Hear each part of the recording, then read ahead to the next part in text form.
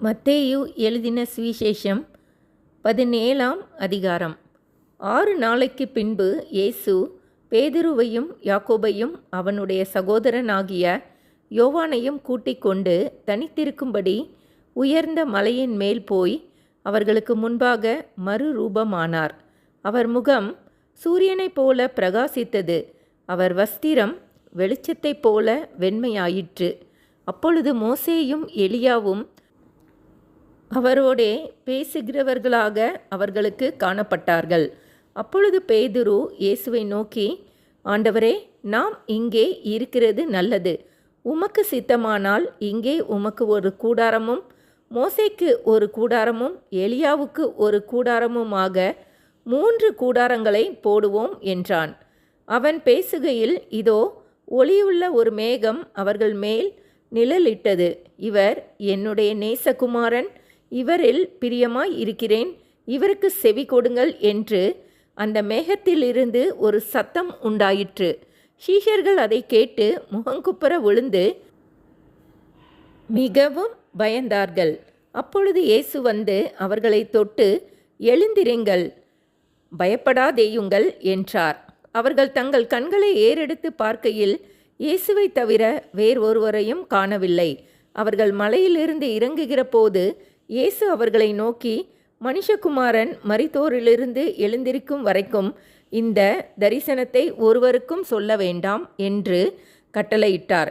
அப்பொழுது அவருடைய சீஷர்கள் அவரை நோக்கி, அப்படியானால் எலியா முந்தி வர வேண்டும் என்று வேதபாரகர் சொல்லுகிறார்களே, அதெப்படி என்று கேட்டார்கள். இயேசு அவர்களுக்கு பிரத்தியுத்தரமாக, எலியா முந்தி வந்து எல்லாவற்றையும் சீர்படுத்துவது மெய்தான். ஆனாலும் எலியா வந்தாயிற்று என்று உங்களுக்கு சொல்லுகிறேன். அவனை அறியாமல் தங்கள் இஷ்டப்படி அவனுக்கு செய்தார்கள். இவ்விதமாய் மனுஷகுமாரனும் அவர்களால் பாடுபடுவார் என்றார்.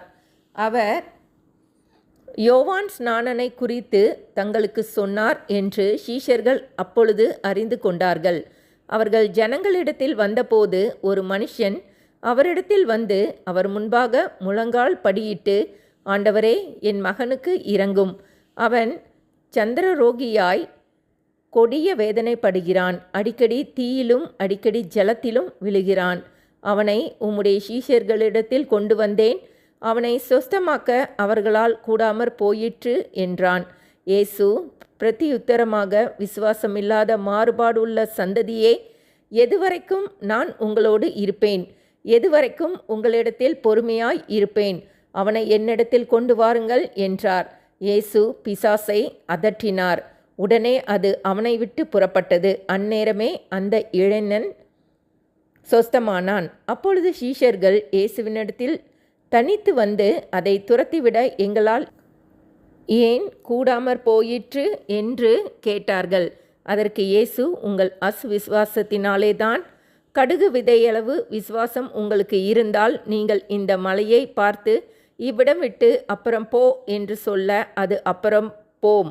உங்களால் கூடாத காரியம் ஒன்றுமிராது என்று மெய்யாகவே உங்களுக்கு சொல்லுகிறேன். இந்த ஜாதி பிசாசு ஜெபத்தினாலும் உபவாசத்தினாலுமே அன்றி மற்றெவ்விதத்தினாலும் புறப்பட்டு போகாது என்றார். அவர்கள் கலிலேயாவிலே சஞ்சரிக்கும் போது இயேசு அவர்களை நோக்கி, மனுஷகுமாரன் மனுஷர் கைகளில் ஒப்பு கொடுக்கப்படுவார். அவர்கள் அவரை கொலை செய்வார்கள். ஆகிலும் 3ஆம் நாளிலே உயிர் தெழுந்திருப்பார் என்றார். அவர்கள் மிகுந்த துக்கமடைந்தார்கள். அவர்கள் கப்பர்நகூமில் வந்தபோது வரிப்பணம் வாங்குகிறவர்கள் பேதுருவினிடத்தில் வந்து, உங்கள் போதகர் வரிப்பணம் செலுத்துகிறதில்லையா என்று கேட்டார்கள். செலுத்துகிறார் என்றான். அவன் வீட்டிற்குள் வந்தபோது அவன் பேசுகிறதற்கு முன்னமே இயேசு அவனை நோக்கி, சீமோனே, உனக்கு எப்படி தோன்றுகிறது? பூமியின் ராஜாக்கள் தீர்வையையும் வரியையும் தங்கள் பிள்ளைகளிடத்திலோ அந்நியரிடத்திலோ யாரிடத்தில் வாங்குகிறார்கள் என்று கேட்டார். அதற்கு பேதுரு, அந்நியரிடத்தில் வாங்குகிறார்கள் என்றான். இயேசு அவனை நோக்கி, அப்படியானால் பிள்ளைகள் அதை செலுத்த வேண்டுவதில்லையே. ஆகிலும் நாம் அவர்களுக்கு இடரலாய் இராதபடிக்கு நீ கடலுக்கு போய் தூண்டில் போட்டு முதலாவது அகப்படுகிற மீனை பிடித்து அதன் வாயை திறந்து பார், ஒரு வெள்ளி பணத்தை காண்பாய். அதை எடுத்து எனக்காகவும் உனக்காகவும் அவர்களிடத்தில் கொடு என்றார். ஆமென்.